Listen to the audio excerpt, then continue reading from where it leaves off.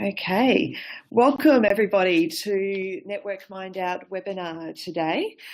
Just as I like to start, I'd just like to check in that everyone can actually see and hear us okay. So we have a little chat box on the bottom left-hand side of your screen. So if you can see and hear us, could you just type a little message to let us know that we're actually on air and you can hear us? Excellent. Thank you. Marvellous. Thank you so much. It's always really reassuring when we know that people can see and hear us. It's a bit surreal often coming onto webinars and just talking to your computer. So welcome to today's Network MindOUT webinar. Today we have Dr. Tony Mordini talking about cultural diversity within our LGBTI community. Which is actually a really exciting topic. Network MindOUT, we actually haven't presented a webinar on this topic as of yet over the last couple of years. So I'm actually really excited for this opportunity to explore the intersections between culture and sexuality, gender, and intersex status. So I'm going to, before I hand over to Tony, one of the things we like to do when we start a webinar is just to acknowledge the traditional owners of the land on which we're gathering today, which in a webinar context is lots of different spaces and places across Australia. So just to acknowledge traditional owners. And on that note, I'm going to hand over to Tony to do today's webinar. So thank you, Tony. Thank you, Sally. Hi, everybody. I feel a bit like a pilot. I've got the headset on, so I'm going to be flying you through something today for about the next 35, 40 minutes. And it's lovely to be with you. It's always a bit awkward trying to do a webinar because I can't see you and I can't sort of interact with my hands as much. But certainly feel free to type questions along the way.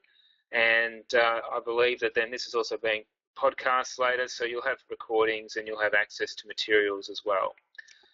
So what am I going to do today? Well, I'm going to look at a couple of things. I'm going to look at identifying and exploring some of the issues that, in my experience, affect the GLBTIQ individuals from culturally, religiously and linguistically diverse backgrounds that I have worked with. We'll consider and discuss why elements like language, religion, ethnicity and culture are important and relevant factors to consider when counselling GLBTIQ clients. And we're going to reflect upon and evaluate some inclusive approaches and resources that may assist those of you working with GLBTIQ individuals from culturally, religiously and linguistically diverse backgrounds. So there's a lot of ground, but I'm hoping that as we go through each of the slides, there's enough time to reflect, to think about things, pose a couple of questions, and go through them fairly methodically. You've already been given some information about me. In this particular presentation, I am representing an organisation as well, the AGMC, which is a multicultural council, an Australian council that has as a particular interest working with GLBTIQ individuals from multicultural backgrounds. So that's been the focus of this organisation for about 12 years. Very small, not-for-profit. The majority of members are community grassroots people that have a particular interest in this particular demographic. So our committee members come from areas like education, psychology, social work, but also in other community activities. So it's a particular niche market, you might say, but an interesting set of dialogues that have occurred over the years as we've supported and interacted with these communities. Me personally, I'm a teacher by profession and currently assistant principal of a school here in Melbourne, a very large school of just over 2,000 students. So my day is pretty busy most days. And in my portfolio, one of the P-12 responsibilities I have in the school is what we call student services. So I look after our child and adolescent wellbeing area, the counselling, the disability services. So that's been my sort of particular area of interest for many years now. And my qualifications are in the arts. Well, initially a Bachelor of Arts with the psychology is embedded in that, in education and in business. And my focus in my doctoral area was around the psychopathology of self-harm. So particular interest in that area of child and adolescent self-harm and suicide in adolescence.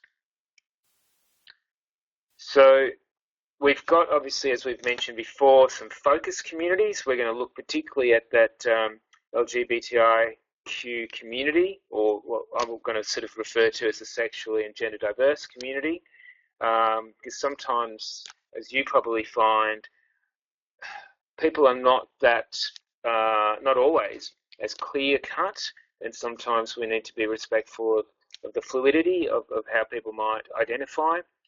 I'm going to also use the term MSM, men who have sex with men, who may not even identify as gay, bisexual or queer, but who are sexually engaged with men. And obviously, a particular lens we're going to use today is around that culturally, ethnically, religiously and linguistically diverse community that might also be intersecting in those other communities that I've just mentioned.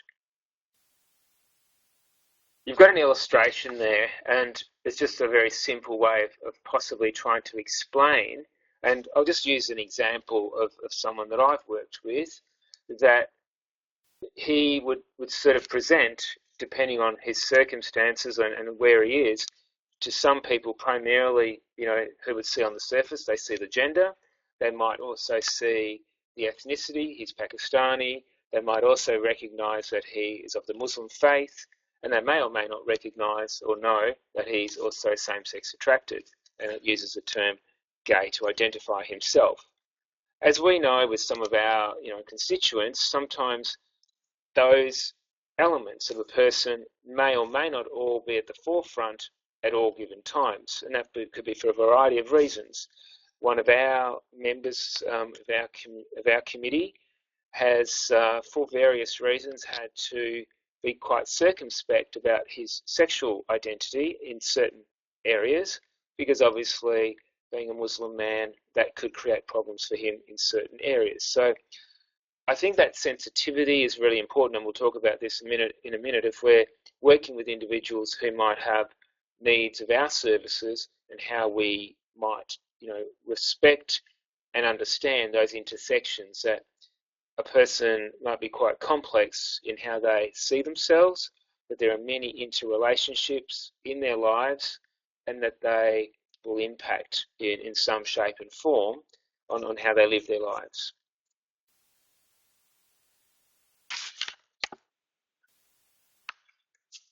So let's just map that out in a bit more detail. So the impact of those diversity factors, I just mentioned before, that they might even place a person at risk. So let's take, for example, a person who is same-sex attracted. We'll use a Muslim man as an example. He may not be able to come out in his family. He might find that quite difficult, or he might find it, for various reasons, just an impossibility. So the way he engages might be through beats, or sex on sex premises, or through online hookups. The risks that that person might put themselves at might amplify as a result of those forms and connections that they might make. That might also have a significant impact on how an individual is treated by their family and community. So that need to live in the closet, or that need to be circumspect, for fear that if they do come out, then how will their family treat them? How might they then react to them? Could it even relate to them being homeless because they were kicked out of home? Obviously, the living the double life might even impact on a person's health and well-being. And we've probably all worked with people for whom it's really hard to be in this world and that world. They might have to sort of live two lives, and that must put stress and strain on them. Sometimes that stress and strain might also contribute to the use of alcohol and other drugs. Is it a way of self-medicating, a way of self-soothing? Is it a way of escaping the various issues that they might be having to juggle and treat and deal with? And the final point I make there is in relation to the significant trauma that might also occur as a result of maybe the family violence, abandonment, homelessness, sexual assault or vilification that might come as a result of the situations that people find themselves in. So a young person who may come out, their parents don't accept them, and so on, and then that could mean homelessness, or it could mean abandonment by their family. It could mean, assaults, etc. In addition to that, I see in my work sometimes the diversity factors become even more complex and risks increase when individuals in those categories might also intersect some of these other categories. For example, they might also be partly Aboriginal and Torres Strait Islander. They might be under the age of 18. They might be in out-of-home care, homeless, or in unstable accommodation.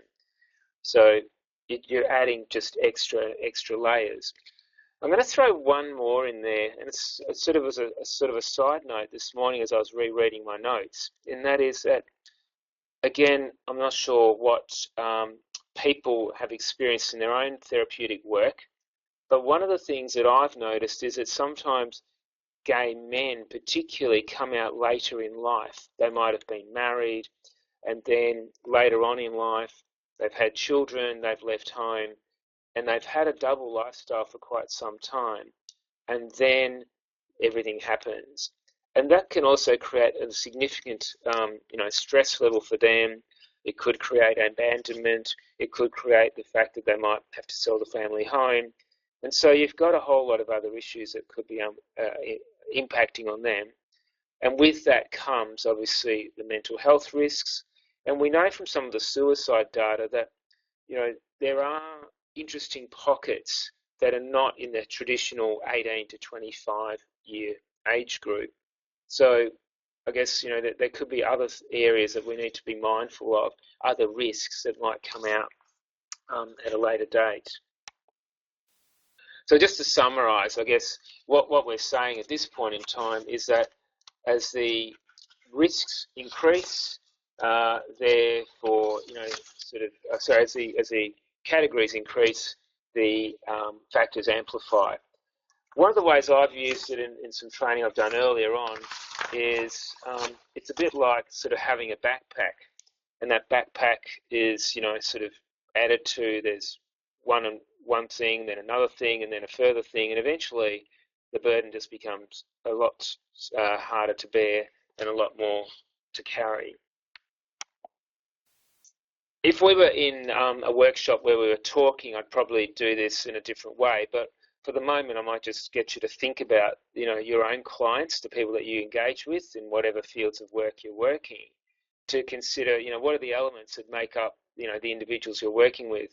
Often it can be quite complex, and so it includes their gender, their religion, their level of education, because with that comes the ability to unpack and dialogue about things, their socioeconomic status, what can they access, what resources are available to them, how do they identify sexually, what is their age, and within that, even it's not just chronological age. Sometimes, particularly we know with young people who have experienced incredible trauma, sometimes their chronological or biological age may not reflect their actual cognitive age.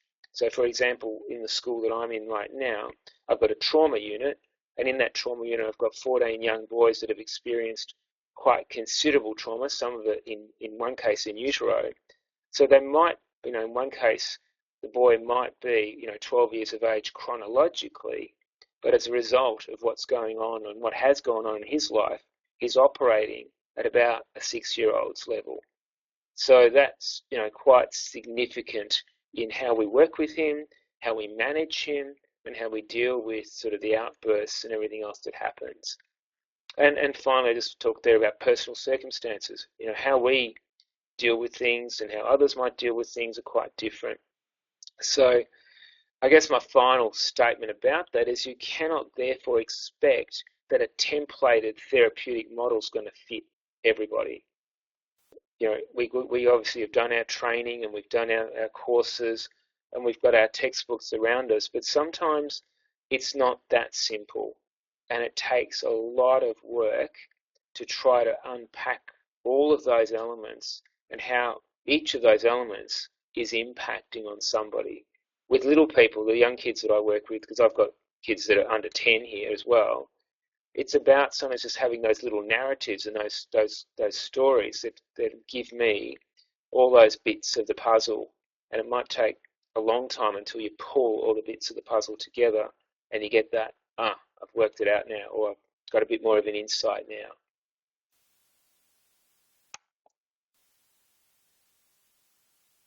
So I'll just jump to slide, sorry. So in looking at that, let's just focus for a moment just on the LGBTIQ and called communities and what we're dealing with. For me, one of the concerns I've had, and there's plenty of documented evidence around this, are obviously there are mental health concerns. We know from the data that trans and same-sex attracted people have higher rates of mental health conditions and, unfortunately, at higher risk of suicide. The data that I did in my doctoral research suggested that same-sex attracted people were probably 7 times more likely to consider suicide than those who weren't.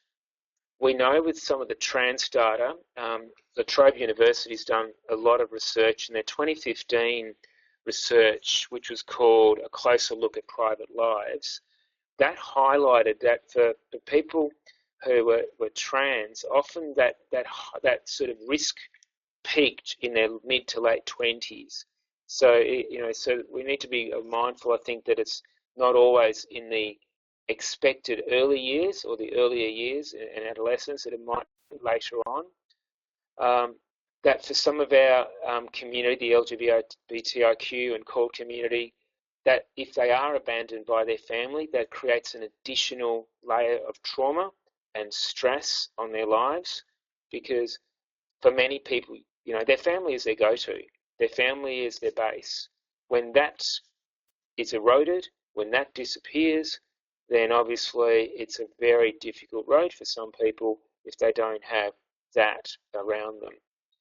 Unfortunately, for some people, they could be victims of family violence. And we know, particularly in recent years, that the impact of family violence, the long-term impact in particular, it's not just something that goes away when the perpetrator leaves. Sometimes that impact is lifelong felt, and it's often hidden, and in some communities it might even be accepted as a way of life. If we look at the culturally and linguistically diverse communities, I can give one example from my own family with an aunt who was in a very violent situation, all her life, and to the point that her husband at one stage bashed her so hard that she hit a wall and has now lost hearing in one of her ears. But all the way through, it was just, I will stand by my man, I'll stick by my man. That's the culture, that's the religious faith. She was married in the Catholic Church, and there was always a way of justifying, he was tired, or he was this, or he was that.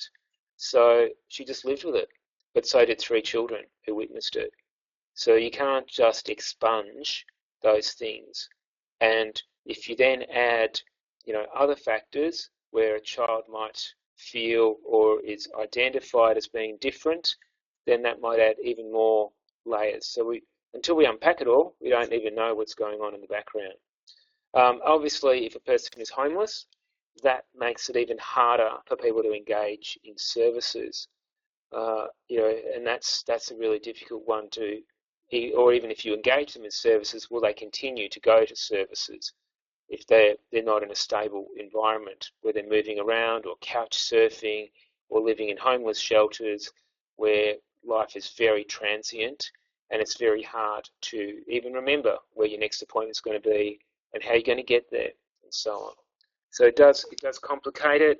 The issues become more difficult, and obviously the risks amplify if you're not in stable accommodation, living on the street, etc.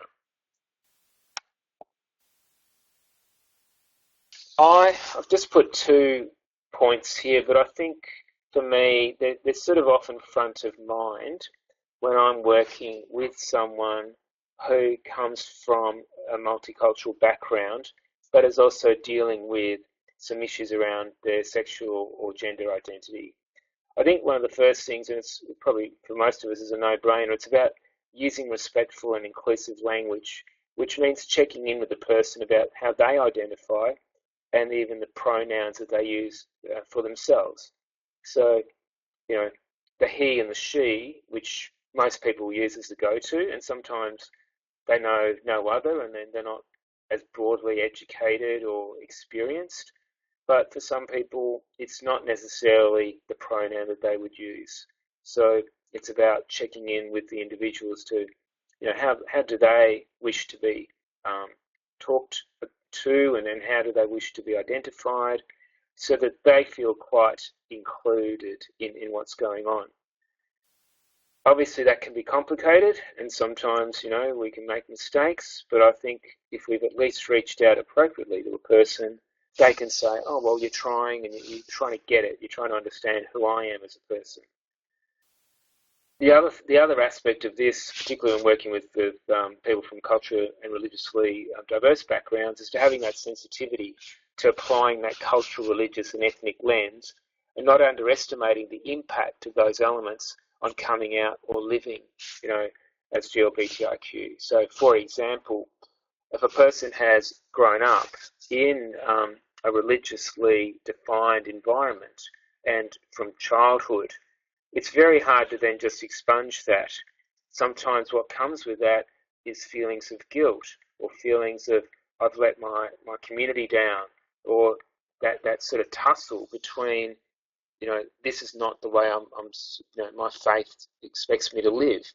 And that can be quite, I think, quite gut-wrenching for some people. It can be incredibly difficult.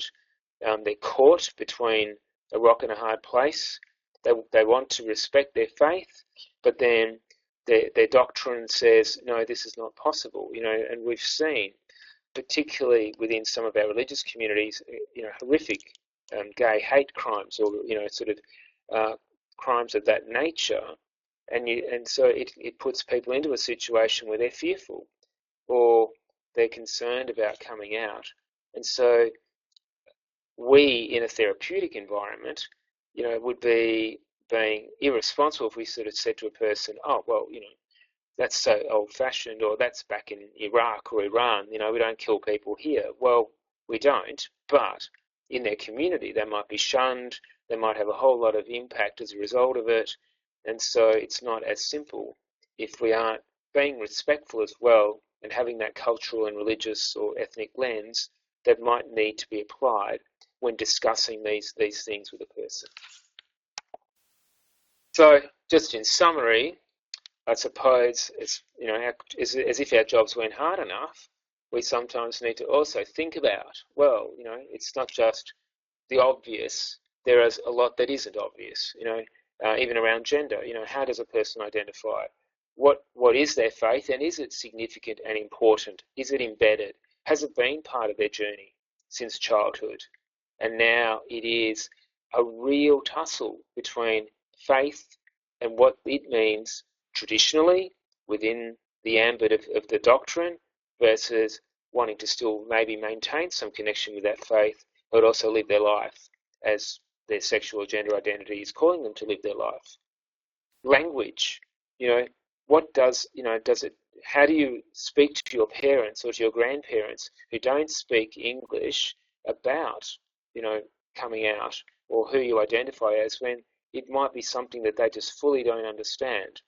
So as we're sort of working with the person that we're working with, we're also trying to get a sense of all the complexities and all the difficulties they might face in getting ideas and messages across to their own, you know, their own family members. Issues around ethnicity and culture, again, you know, what do certain communities say about people who are sexually or gender diverse? For some people, it's anathema to them. For others, they're much more open to difference. And so we need to be quite mindful of that.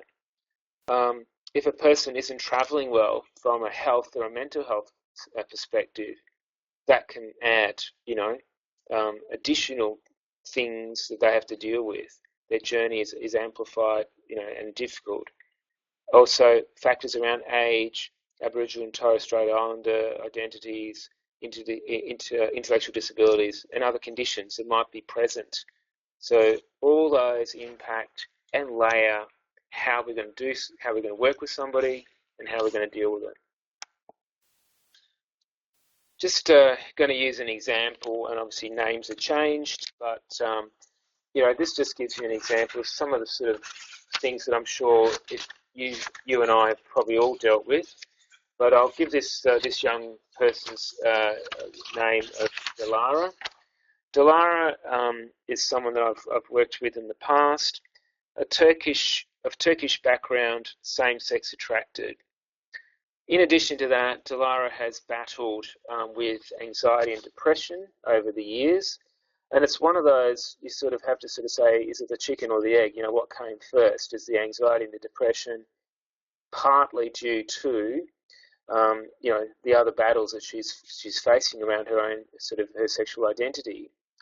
But for her, the complexities have come around the fear of shame, the fear of difficulties of discussing it at home, and the what ifs. If this gets if this doesn't work for me. So obviously, it's one of those situations where you cannot sort of push anybody. Everybody comes to these realizations and they go through their journey at their own sort of time.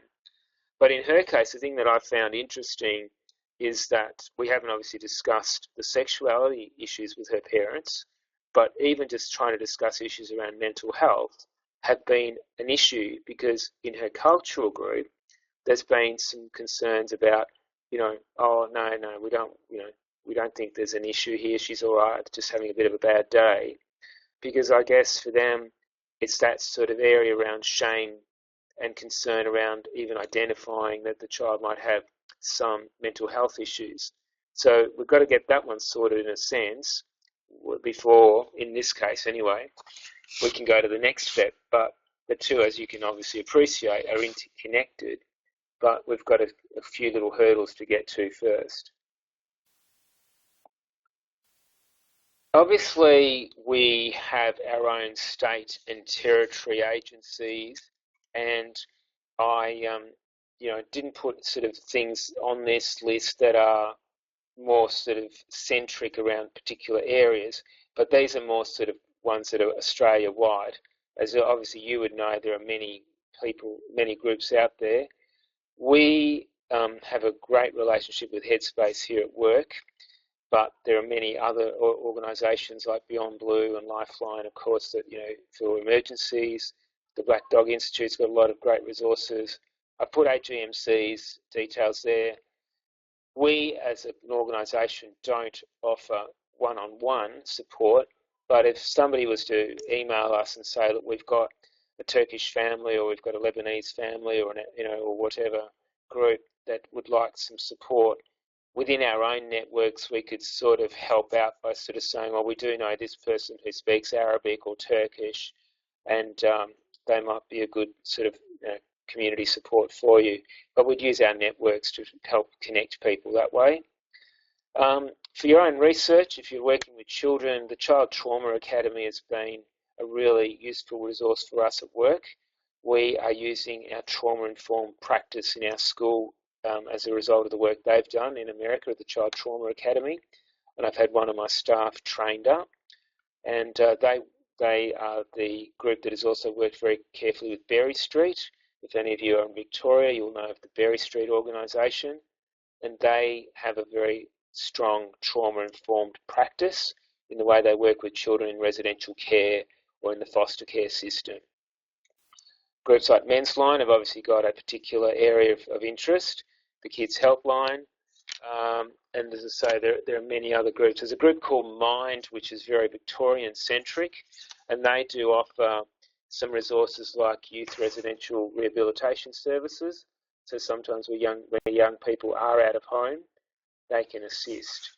But I'm sure that if people have got sort of some ideas, that they can also share them around the group. But as I say, there are plenty of resources out there, and national groups, certainly like Headspace, have been, I think, instrumental in assisting communities and building those bridges for particularly young people up to the age of 25. I'm just seeing a question there or a comment from Brenda. Yeah, and if in doubt, ask about the pronoun. Yeah, if in doubt about the pronoun, ask. Yeah, for sure. Just another example that I'll give of a young person that I've worked with. We're not using a YouTube clip there, but it's sort of this particular YouTube clip does relate similarly to a young person that I've worked with of late. Transgender boy, sort of transitioning into a young woman, and the real challenges that we'll use the word Kim, we'll use the name Kim for now, that Kim's had in dealing with the Vietnamese family, an extended family which includes grandmother at home, and how difficult it has been for Kim in that sort of dealing not only with the the journey that Kim's had, but also dealing with the journey that the family is having as Kim transitions. So it's a long haul, and it's a complicated one because again it's those layers of language. How do you sort of explain to your Vietnamese only speaking grandmother what you're going through? How do you deal with the Buddhist community that your family is strongly embedded in? How do you deal with your northwestern suburbs, cohort of kids that you hang around with, etc. It's all those layers of complexity for a young person that is going through a journey, which is difficult enough as it is, without those additional layers on top of it all. So it's quite a journey for them. I'm just reading a question. I'll just read you can all read the question, so I don't need to read it. Yes, so Kim was assigned, yes, as a male at birth. Yes, thank you for the question. Yeah, so male at birth, yeah. Transitioning, yes.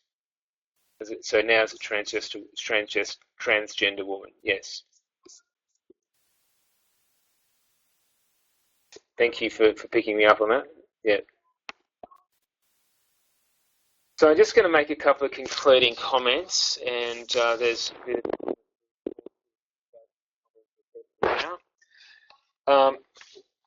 in my experience, particularly in the trauma unit here, I think one of the things that I've seen is that the trauma can be long-term. It can result in some behaviours that can be the fight, flight, or freeze. It can come from the abandonment, the exposure to violence, domestic, institutional, war, bullying. We can't underestimate for some of our young people, particularly, how that the relentless bullying might impact on them. There could be exposure in utero in early years, can impact on ability to learn and meet those developmental milestones. That sexually and gender diverse individuals can experience significant trauma, and those from the multicultural, multi-faith backgrounds more so.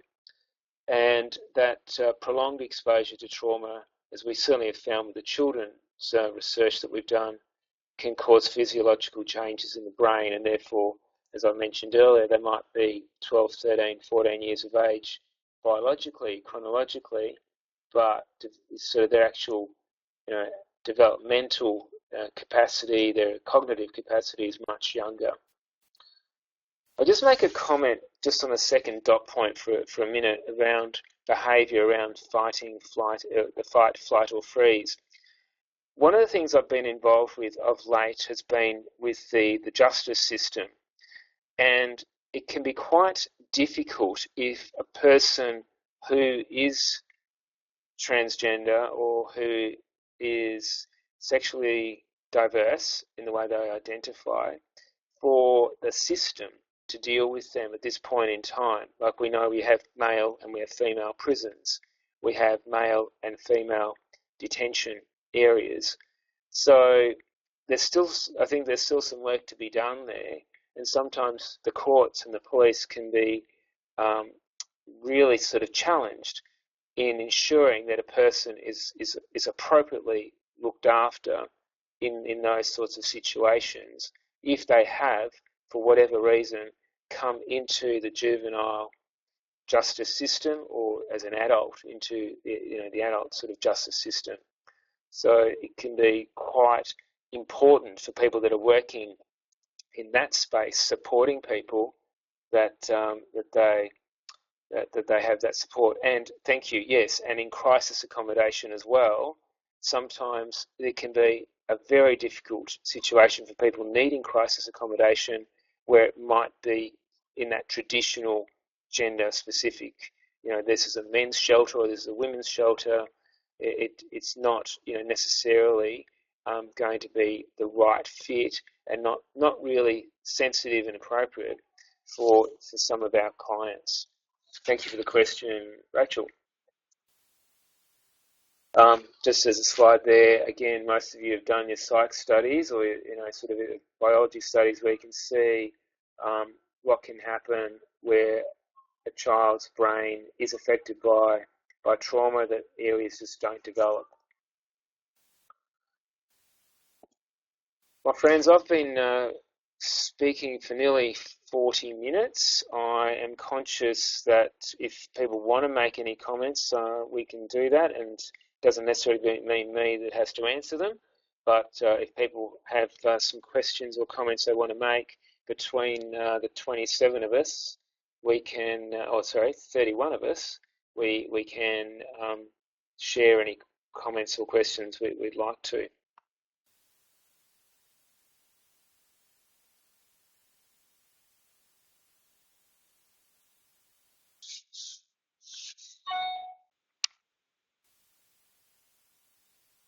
The questions around interpreters. Look, I have used interpreters in the past.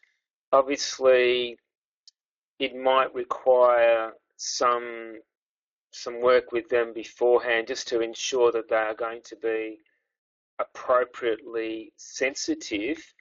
One of the issues that I guess I will raise is that sometimes in some of our communities that are small, the interpreter might be known to the person and their family. So you'd want to probably check that out.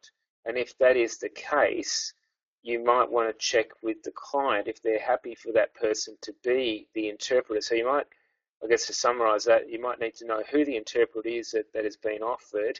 I know in Victoria we've got the Victorian Interpreting Service, and we ring them and ask, for somebody to come into a meeting if we need them. But we could ask for their details and then check that out with the person we're working with, because you don't want to put the person into a situation which is really difficult for them, where they know the person who's interpreting and that person knows their family, and they could possibly be quite anxious about then that person disclosing to their family about the matters that they've been discussing. So yeah, that's a really good question.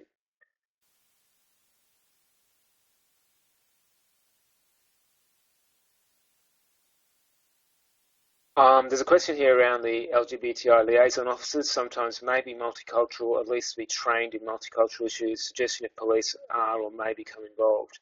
That's a good point. I know, again, I can only speak from Victoria and Western Australia where I've worked. In both of those, in Perth and both times, I have found that there have been officers that are LGBTI liaison officers who have been able to assist, and not all have obviously had that extra layer of understanding. But I must say, Melbourne being such a multicultural city, often within a crew that I've worked with, you've been able to get both of those issues attended to, and sort of the dialogue occurs where both of those aspects are seen and understood.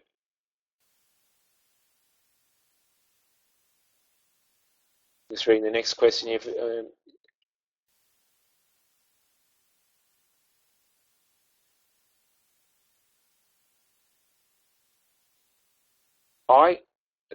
You can all see the question, so I won't read it all out, but I don't off the top of my head have someone that has written material, but I'm sure there are, and I'm sure that after this we could do a little bit of research on that where we could find people that have written, as people that are part of the core community, written material around their mental health or alcohol and drug recovery.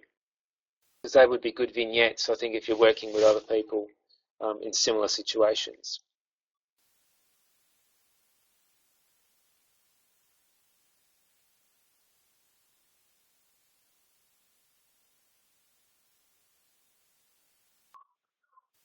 I have used phone interpreters. Again, I would just want to be sure that the person isn't known to the other person. It's always a lot harder when a person's on the phone and they're not in a room with you, because you can't necessarily see their reactions, and nor can they see the client's, emotional sort of responses. They might just have to be quite intuitive about that. Interested to see what others might sort of say. I guess wherever possible, I've tried to have the person in the space that I'm working, so I can also assess whether they are comfortable with the topics that I'm talking about and whether they fully understand the complexities of the matters that I'm talking about. If it was somebody that I knew, then it might be different, but sometimes we just don't have a lot of choice in the interpreters we can use. Question there about the research. Is there any research on the safe use of Grindr? Again, I don't, off the top of my head, have any research that I can offer on that one. Again, we'll get all these questions after this, and we can shoot some questions out to certainly my networks and just see what comes out, and then I'll give all those details back to Sally.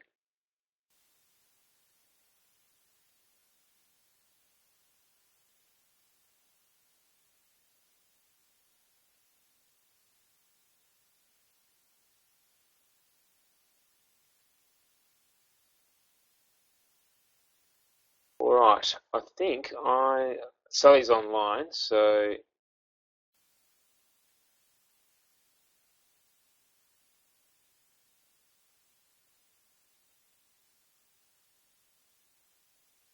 Vivian's just asked a question about providing a safe, welcoming environment for this community, e.g. clinic or community. I've seen both. I've seen good clinical settings that don't have to be cold clinical settings. It can still be private, welcoming environments. Sometimes people in their own community might find it a bit awkward. They might find it easier to be not in their direct community if they're going to be discussing matters that could be quite challenging for them, or matters that they might find could be difficult, and they might not want to be sitting in a waiting room in a multidisciplinary clinic where there might be other members of their community who might be there for a different reason, wondering why they're there. So I think it just depends where a person might be. But in my experience, sometimes the conversations I have, particularly with young people who are still struggling, that they want to be in as safe a space as possible, and often they want to be able to be anonymous. And so I guess at school it's different, because they can just be dropping into a counsellor's office for any reason. It could be about their homework. But somebody going into maybe a multidisciplinary clinic where there might be doctors and dentists and others around them, and then bumping into their neighbour, that might create more awkward conversation that they probably don't need.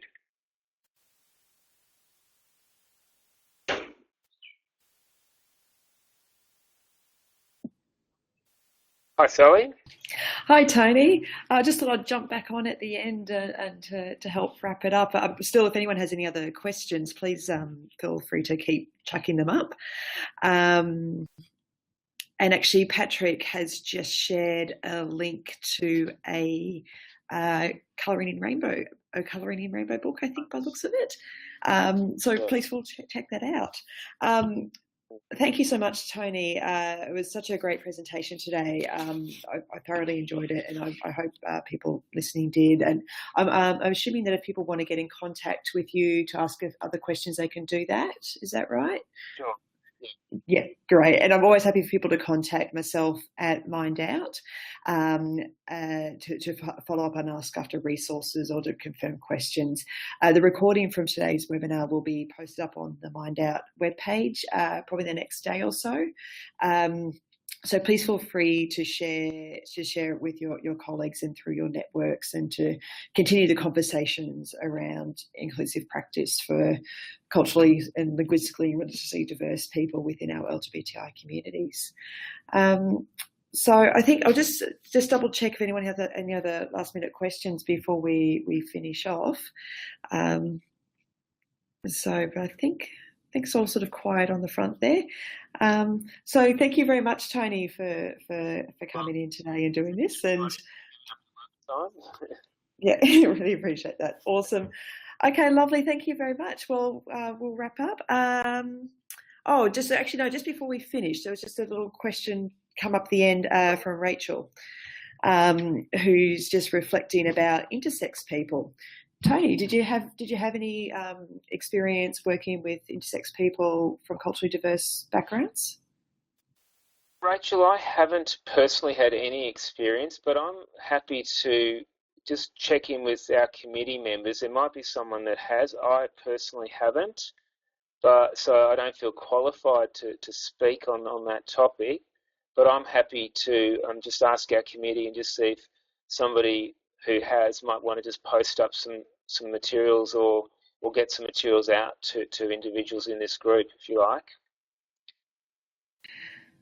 I think that would be really helpful. I think I imagine that there might be extra layers of stigma within particular cultural groups around diverse bodies, around and roles and that people might play, but also the impact of colonisation on some of those more traditional views on diversity within nature. So I think actually it would be a really quite interesting space. So Tony, if you could check in with some of your colleagues, that would be really great, just to sort of round out our knowledge in this space.